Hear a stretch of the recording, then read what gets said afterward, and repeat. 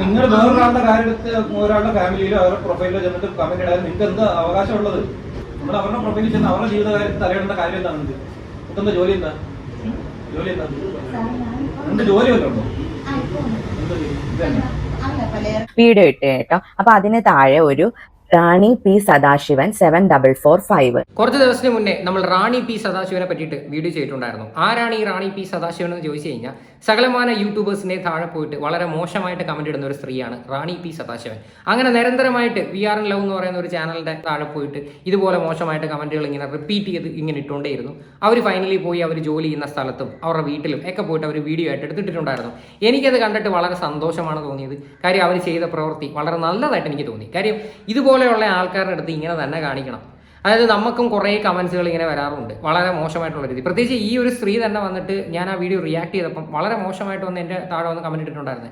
എനിക്കതിന് മറുപടി പറയാൻ അറിയാഞ്ഞിട്ടോ നേരിട്ട് വന്നത് തരാൻ അറിയാഞ്ഞിട്ടോ അല്ല. പിന്നെ വേണ്ടെന്നും പറഞ്ഞ് നമ്മൾ കളയുന്നതാണ്. കാര്യം ഇവർ കാണിച്ച ഒരു പരിഗണന പോലും ചിലപ്പോൾ നമ്മൾ കാണിക്കണമെന്നില്ല. അത് നിങ്ങൾ ആദ്യം മനസ്സിലാക്കുക. എന്തായാലും നിലവിൽ ഇവരെ പോലീസുകാർ വിളിപ്പിച്ചിട്ടുണ്ട്. ആ പോലീസുകാർ വിളിപ്പിച്ചതിൻ്റെ കുറച്ച് വീഡിയോയുടെ ഭാഗം ഈ പറയുന്ന ചാനലിൽ അവർ ഷെയർ ചെയ്തിട്ടുണ്ട്. എന്തായാലും നമുക്കൊന്ന് കണ്ടു നോക്കാം. നിങ്ങൾ വേറൊരാളുടെ കാര്യത്തിൽ ഒരാളുടെ ഫാമിലിയിലോ അവരുടെ പ്രൊഫൈലിലോ ചെന്നിട്ട് കമന്റ് ഇടാൻ നിങ്ങൾക്ക് എന്താ അവകാശമുള്ളത്? നമ്മൾ അവരുടെ പ്രൊഫൈലിൽ ചെന്ന് അവരുടെ ജീവിതകാര്യത്തിൽ തലയിടേണ്ട കാര്യം എന്താണ്? നിങ്ങൾക്ക് എന്താ ജോലി എന്താ? ജോലി എന്താ? എന്ത് ജോലി വല്ലതും ഉണ്ടോ? ഇതിൽ ആ പോലീസ് ഓഫീസർ ചോദിച്ച കാര്യം കണ്ടോ? നിങ്ങൾക്ക് എന്ത് അവകാശമാണ് വേറൊരാളുടെ അടുത്ത് പോയിട്ട് കമന്റ് ഇടാനും അവരുടെ ഫാമിലിയെ പറ്റിയിട്ട് കുറ്റം പറയാനും നിങ്ങൾക്ക് എന്ത് അവകാശമാണ്? വളരെ കറക്റ്റായിട്ടുള്ള ഒരു ക്വസ്റ്റ്യൻ അല്ലേ ഇത്?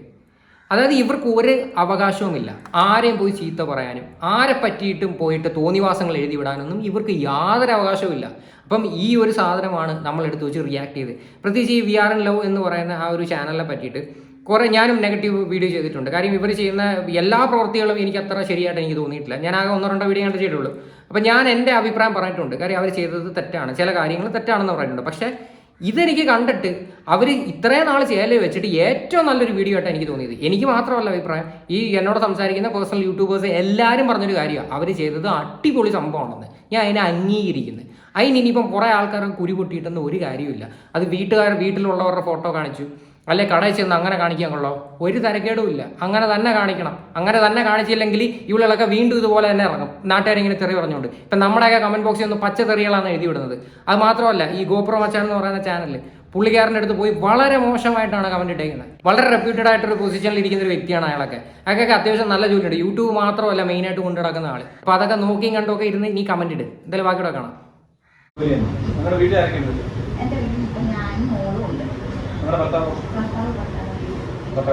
ഒരു പട്ടാളക്കാരന്റെ ഭാര്യ പരിപാടിയാണ്. വേറെ ആരൊക്കെയുണ്ട് കമന്റ് ചെയ്യുന്നത്? ഇവരൊരു ചാനലാണ്. അതിനകത്തൊരു 10-200 ഗ്രൂപ്പ് ചേർന്ന് ഇരുന്നിട്ട് നമ്മളെ സ്ഥിരം അറ്റാക്ക് ചെയ്തുകൊണ്ടിരിക്കുക.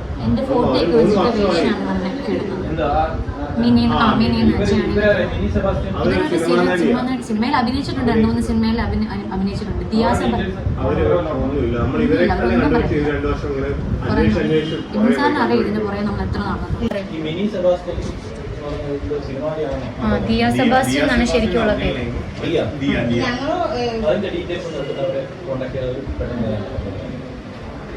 അവരുടെ പേര് ദിയായാണ്, മീനാണെന്നല്ലാതെ എനിക്ക് വേറെ കാര്യമൊന്നും അറിയില്ല. നിങ്ങൾക്ക് അറിയാവുന്ന കാര്യങ്ങളൊക്കെ നിങ്ങൾ എഴുതിയിടുന്നുണ്ടോ? എനിക്ക് അറിയാമെങ്കിലാണത് ഇവരോട് പറഞ്ഞു കൊടുക്കുന്നത്. ഇപ്പൊ അങ്ങ് പൂച്ചയെ പോലിരിക്കുന്നത്. ഇപ്പൊ നാവ് എവിടെ പോയോ എന്തോ. കമന്റ് ഇടുമ്പോഴത്തേക്ക് ഇതൊന്നും അല്ലല്ലേ പ്രഹസനങ്ങൾ. എന്തൊക്കെയായിരുന്നു കാണിച്ചു കൂട്ടിയത്? ഞാൻ നിനക്ക് കേസ് കൊടുക്കും, ഇവിടെ വന്ന് ഫയൽ എടുത്തതിന് കേസ്, ഇവിടെ വീട്ടിൽ വന്നതിന് കേസ്, പിന്നെന്തുവരുന്നത് നാട്ടിലുള്ളവരെ ചീത്ത വിളിച്ചതിന്, അങ്ങനെയുള്ള എന്തൊക്കെയോ കിടന്ന് പറയുന്നുണ്ടായിരുന്നു ഇവര്. എന്തായാലും ഇപ്പൊ പോലീസുകാരുടെ മുന്നിൽ ചെന്നതിന് ശേഷം കമാന്നൊരു അക്ഷരം മിണ്ടണ്ട.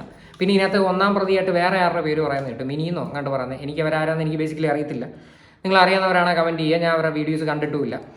ഇതും അവരും ഇതുപോലെ എങ്ങാണ്ട് ഇവർക്ക് എഗെയിൻസ്റ്റ് ആയിട്ട് എങ്ങാണ്ട് വീഡിയോ ചെയ്തെന്നൊക്കെയാണ് പറയണത്. ഓക്കെ, എനിവേ എന്തായി കഴിഞ്ഞാലും നമുക്ക് ആരെ വേണമെങ്കിലും വിമർശിക്കാം, അതിനകത്തൊരു പ്രശ്നവുമില്ല. പക്ഷെ വളരെ മാന്യമായിട്ടുള്ള രീതിയിൽ സംസാരിക്കുക.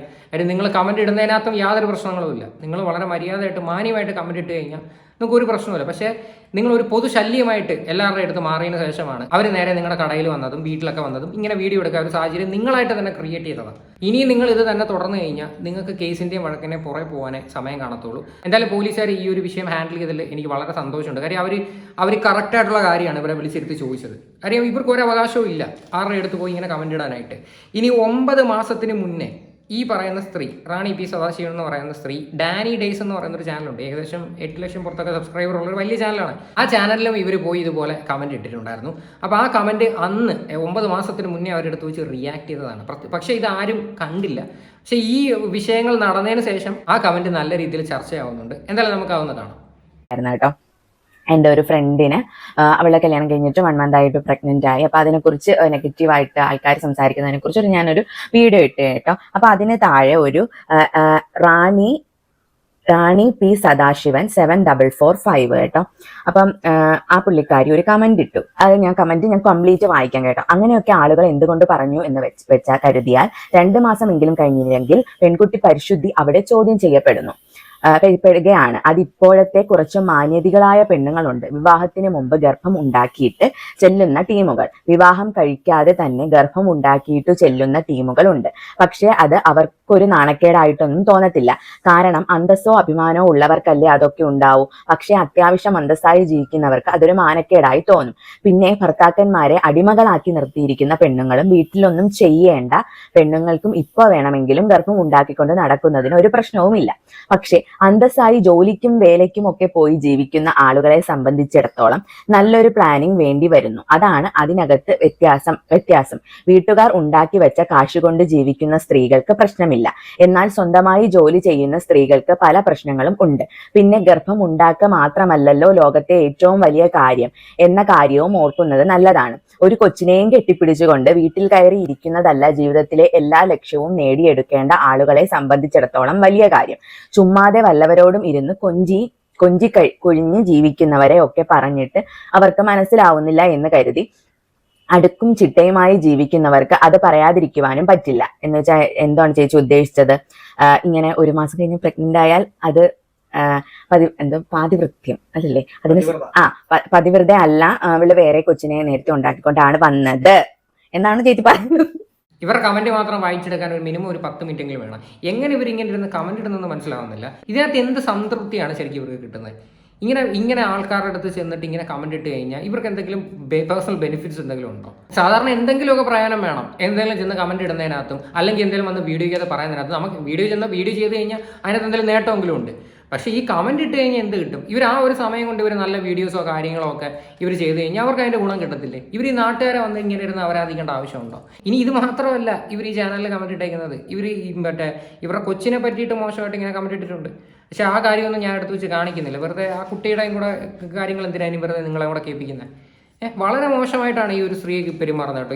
ഇത് ശരിക്കും പറഞ്ഞാൽ ഇതിനൊക്കെ സപ്പോർട്ട് ചെയ്യരുത്. ദൈവത്തെ ഓർത്ത് ഈ ഒരു സ്ത്രീയെ സപ്പോർട്ട് ചെയ്തൊരു മനുഷ്യരെ ഇറങ്ങരുത്. കാര്യം അവർ ചെയ്ത തെറ്റാണ്. വി ആർ ലവ് എന്ന് പറയുന്ന അവരുടെ ഭാഗത്തും തെറ്റുകൾ ഉണ്ടായിരിക്കാം.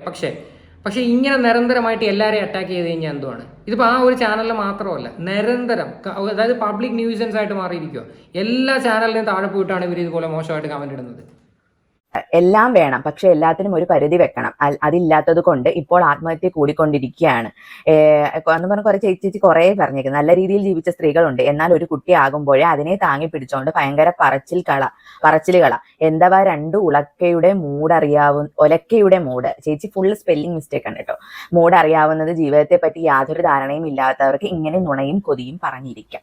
എൻ്റെ പൊന്നു ചേച്ചി, ഞാൻ ബിടെക് ഗ്രാജുവേറ്റ് ആയിട്ടുള്ളൊരു പെൺകുട്ടിയാണ്. ഞാൻ ജോലിക്ക് പോയിരുന്നു. കല്യാണം കഴിഞ്ഞിട്ട് ഞാൻ പ്രഗ്നന്റ് ആയപ്പോൾ എനിക്ക് ജോലി വേണ്ട എന്ന് വെക്കേണ്ടി വന്നു.